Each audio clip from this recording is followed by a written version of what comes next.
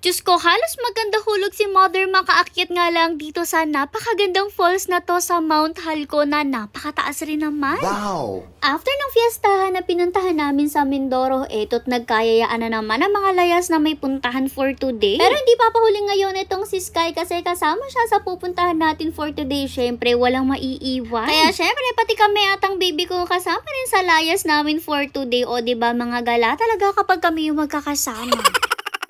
Bala ito nga, pinakita pa rin ni Mother yung tricycle nga na galing sa atin na may pangalan pa ni Cyber. Since siya pa nga lang yung ating doggy noon nung pinagawa natin yung tricycle na yun. Anyways, dito nga sa labas, busy-busy na ang mga personality. Pagkakarga nga ng mga dadalhin namin, tapos dito sa ilalim ni McQueen, may nakikisilong pang aso. Kaya noon, pinialis muna ni na Mother yan bago nga tayo umalis. Sanay na kasi si Mother na ganyan, sisilip muna sa ilalim ng sasakyan bago nga umalis kahit saan siya mag-park para ma-make sure na wala nga nasa ilalim ng sasakyan, mapaaso man o pusa. Kasi ngayon nga sa init ng panahon, marami na talaga mga nakikisilong na mga aso't pusa sa ilalim ng mga sasakyan. Anyways, for today, ang pinadrive rin nga niya itong si Tito Abe kasi nga si Tito Abe na talaga yung may alam ng daan. Tapos alam niya na medyo mahirap rin talaga at medyo kabisado na rin naman niya kahit papano since nakapunta na nga siya dito noon. Kami naman, syempre, first time pa lang namin to makikita at mapupuntahan pero grabe, sikat na nga daw to since maganda rin nga daw talaga siya. Nung una nga, preskong presko at parang nasa Siargao pa talaga kami pero maya-maya lang tingnan nyo naman ang ganap, biglang napakarami na mga malalaking bato ang nadadaanan namin. Tapos nakakaloka kasi nga nung una tanaw pa lang namin yung mga bundok na yan na nagsisilakihan tapos ang dami-rami din. Pero maya-maya pa talagang parang lumalapit na kami ng lumalapit sa mga bundok na yan. Tingnan nyo talagang papalapit na ng papalapit. May mga nakakasalubong na rin nga kami nung time na to which is very unexpected kasi imagine nyo bundok to pero may mga makakasalubong ka na nang galing na dito.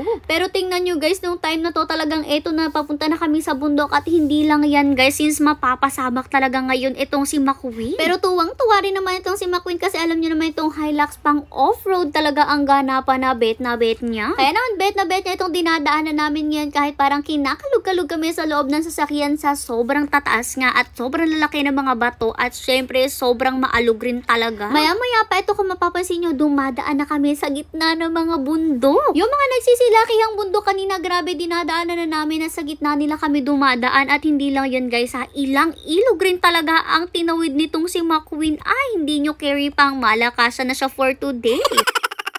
Grabe talaga, not just one, not just two, and not just three sandamakmak na ilog talaga yung tinawid namin for today to the point na hindi ko na talaga siya nabilang. Pero huwag kayo masyadong ma-amaze kay McQueen kasi off-road talaga yan. Mas ma-amaze kayo dito sa kasama namin sa sasakyan ni Tito Ben na napakanipis ng gulong pero talagang sugbo din siya sa baha at sa mga matitinding batuhan. Kasi in fairness, malakas talaga yung sasakyan niya at magaling rin talaga yung driver kasi hindi talaga sila sumuko hanggang sa makarating kami sa pupuntahan namin. Nakailang stopover pa rin nga kami guys kasi itong sasakyan ko, Diyos ko, parang pasuko na nga po. Tingnan nyo kung umandar kami parang pagong napakakupal. Paano ba naman kasi itong si Expander pang highway lang talaga at hirap na hirap talaga siya guys sa mga batuhang ganito lalo't napakababa nga niya. Ilang beses na rin niyang sumabit yung pinakasangtungtungan namin sa gilid pero Diyos ko, kahit ang daming kakasabit na napakalayo pa rin namin kasi yung falls na yan daw yung aming pupuntahan. Maya-maya pa sa kaligitnaan ng daan, sumuko na rin nga ang aming driver at sabi rin nga ni Mother lumipat na lang rin nga kami dito kay McQueen. Habang naglilipatan nga dyan si Mother talaga nagsalamin na at nagganyan-ganyan pa. Akala mo naman talaga nandito na kami pero napakalayo pa rin talaga ng pupuntahan. Bale yung time na to nagsilipatan na nga kami kay McQueen tapos yung sasakyan namin na item na Expander iniwan na lang nga namin dyan sa Gedli. Yung mga kasama naman namin nauna na nga dyan at yan rin talaga yung pupuntahan namin. Tingnan nyo naman talaga kung gaano kalalaki yung mga bato. Diyos ko, hindi kayo makakapaniwala sa level ng alugan namin dito sa loob. Kapit na kapit kami sa mga bata nung time na yan guys para hindi mauntog-untog sa kaliwat kanan tapos nagsiksikan na rin kami dito since nagkasya-kasya na nga kami dyan. Kahit nga ito sasakyan ni Tito Ben na nasa harap talagang nahirapan na rin nga dyan. Napatigil rin nga pala sila dyan guys since may iniwasan silang bato tapos medyo na-stuck nga yung gulong nila, buti na lang nakaalis rin sila. Etong si McQueen nga kahit pang off-road na talaga, Diyos ko, talagang medyo nahirapan pa rin siya kapag na ganitong may mga malalaking bato. Partida malaki na yung mga gulong niya tapos mataas na rin siya pero medyo hirap pa rin. Grabe rin nga guys since hindi naman namin in-expect talaga na ganito yung dadaanan namin for today. Sabi nga namin sana hindi na lang kami nagdala ng Expander dito. Si McQueen na lang yung sinabak namin. Pero alam nyo ba, lahat ng hirap namin papunta dito, super worth it talaga. Tingnan nyo nga itong kasama namin na si Sky nung time na to, nakaligo na pala kasi nakawala nga siya tapos nag-swimming siya na nag-swimming. O diba hindi talaga papahuli siya pa ang una nakaligo sa aming lahat.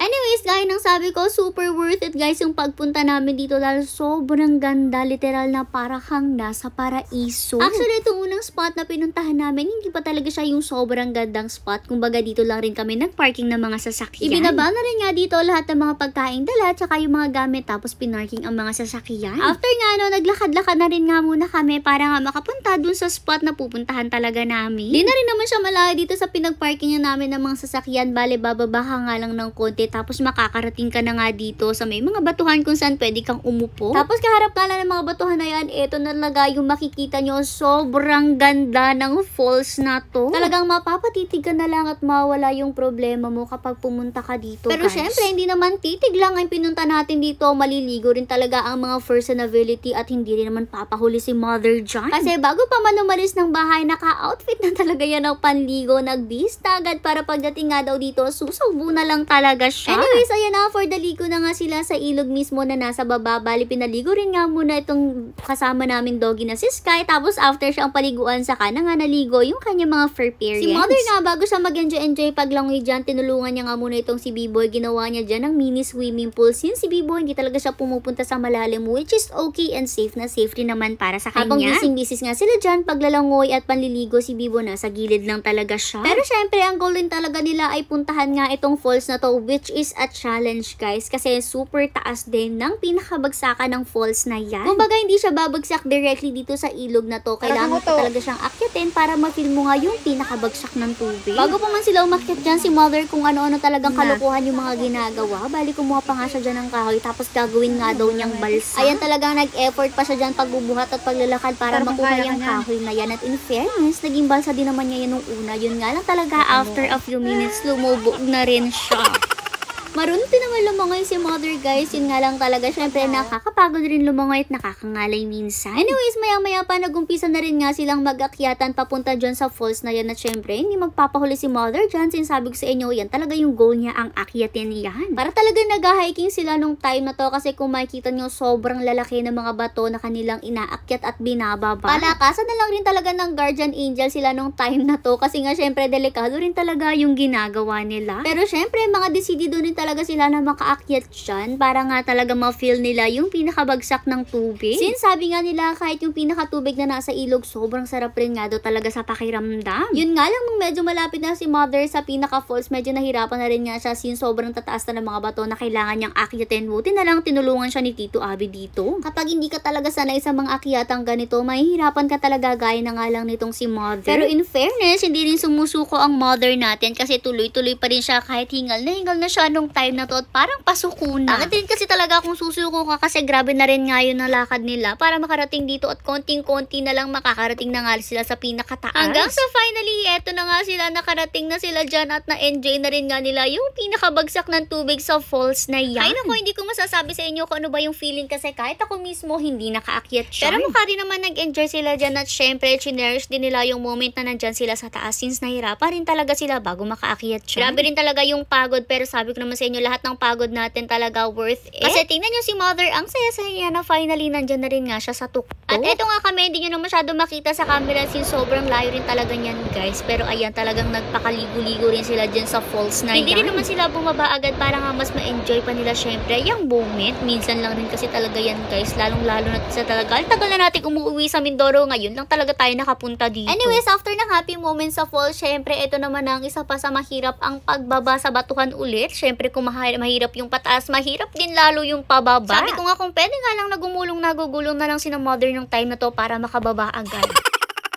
Anyways, pagbaba nila, hindi pa talaga sila napagod guys pag ligo-ligo dyan. Tapos si Mother, dahil medyo mainit na, may ginawa nga siya dyan para kay Bibo. Ayaw pa rin nga kasing umahon ni Bibo dyan kaso medyo mainit na, kaya nilagyan niya nga dyan ng payong para magsilbing lilom nga kay Bibo. Partners in crime rin nga sila nitong si Tito Abby kasi pareha silang gumawa dyan ng payong para kay Bibo. At in fairness, na-enjoy rin naman ni Bibo yung payong niya na yan. Bago nga umuwi, itong si Mother nalimot pa nga ng mga bato-bato na iuwi niya. Sabi ko nga, ilimot din niya ako kasi maganda rin talaga yung pang-display. Nung pag-uwi, syempre, dinaanan na rin nga namin itong sasakyan namin na iniwan namin kanina. Habang naghihintay nga kami sa mga kasamahan namin, eto may mga nakilala rin nga kami dito at ayan, kumaway-kaway pa talaga sila sa camera. Nakakatuwa nga kasi yung isa dyan nag-shoutout pa talaga sa mama niya at sabi sana nga daw hindi siya mapagalitan pag uwi niya mamaya.